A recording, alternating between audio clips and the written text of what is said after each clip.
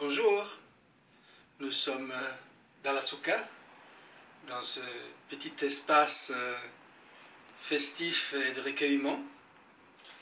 Et nous sommes à la fin de Sukkot, c'est le jour de Hoshana Rabbah, et qui est un jour particulier parce que quelque part on dit au revoir à la Souka et au Lulav, les 4 espèces.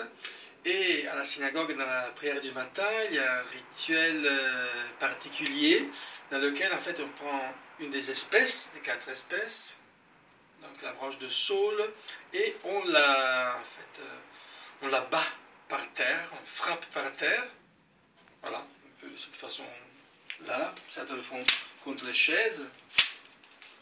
Voilà. Et c'est un rituel un peu particulier, dont la racine, donc la source est dans le Talmud, mais on ne sait pas trop pourquoi on le fait. J'aime bien imaginer que ce soit parce que cette branche-là est particulièrement fragile, et que finalement la fragilité c'est le sens premier de la Souka et de toute la fête de Sukkot.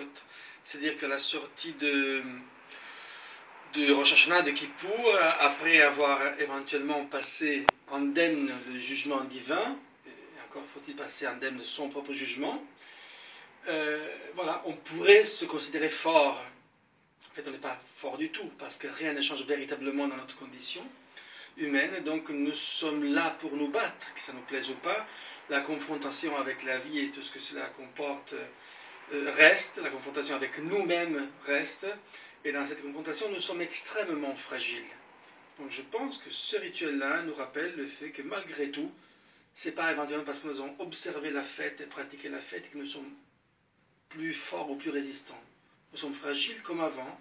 Nous reprenons une année dans la fragilité, dans la volonté de nous confronter, de nous battre aussi, et éventuellement de nous casser aussi, si c'est nécessaire, pour après essayer de se reconstruire.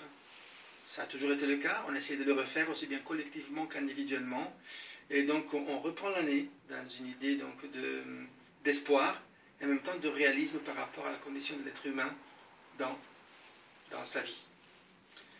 Et sur cela, je souhaite une bonne année.